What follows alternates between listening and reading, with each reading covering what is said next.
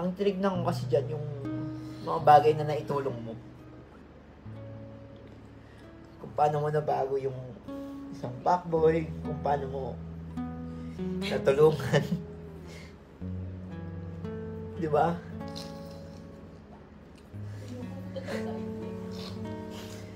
Hindi, yun yung tumingin ako sa ano, hindi ako tumingin sa galit ko. Tumingin ako sa mga bagay na naitulong niya sa akin, sa kung paano niya ako binago. Kaya itong mga ano, itong mga oras na to, yung mga, itong Wala, mga... nalulungkot na ako kasi hindi na kami magkasama. Iyak ang putang ina nyo. Masakit guys, pero kailangan natin tanggapin kasi tutusin, walang problema to tao na to. Sobrang bait niya ito. Sobrang bait. Hindi niya ako ginamit. Tinulungan niya ako tinulungan niya ako mag-grow. Yun.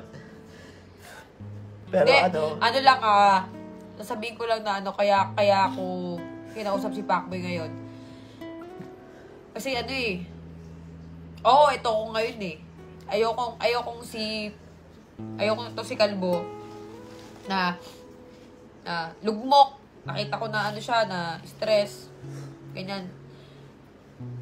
Ayoko na makita siyang walang-wala, ganun. Di ba, pangako ko sa'yo noon na aayusin ko yung buhay mo?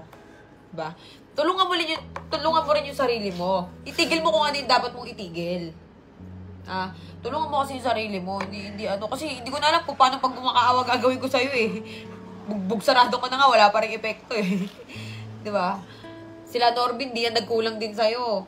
Ang bait nila sa'yo. Sobra. Oo, hindi yan nagkulang sa'yo. Seryoso. Kahit ano magkasama pa tayo dito sa bahay, ang lagi kong kausap sa mga problema sa'yo, si Lovely lang. Lagi ko sinasabi sa kanya, di ba? Iyak pa nga ako. Lagi kong kausap si Lovely. Hindi ako naglalabas sa social media na ganito, may problema mo, ganito, ganyan, ganyan. Minsan gusto ko nang sabihin kung ano yung problema eh. Pero ayoko na lang banggitin kung ano talaga yung ginawa mo, kung ano yung ginagawa mo.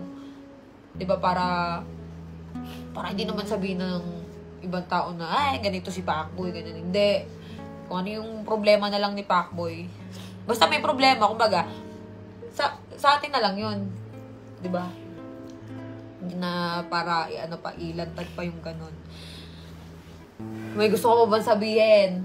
Ikaw, Chen, Hindi, wag kayong magtataka kung makakasama pa ako ni Pacboy sa mga video niya. Pero wala na kaming love team. Kumbaga, puputulin na namin yun. Magiging magkasama kami bilang pamilya.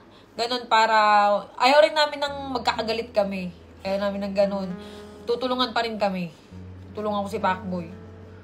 Gusto ko magkaroon ka ng sariling bahay. Yun. Yun talaga yung goal ko. Yun yung gusto ko. Tapos ngayon sila, Kuya Norbin, si Lovely. Tutulungan ka rin yan. Hindi ka pababayaan yan. Kaya nga sabi namin sa'yo, huwag ka magpakalugmok. Bangon, di ba? Kung ano yung pagkakamali mo, siguro, ano na lang yan, aral. Pinitik ka ni Lord, na parang aral na lang yan, gano'n. Di ba? Hindi natin masasabi kung ano yung mga mangyayari sa mga susunod na araw, susunod na di ba?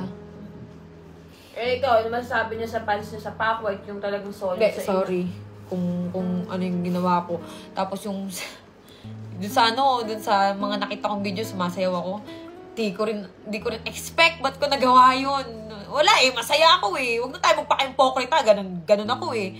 Di ba? Yun na yun eh.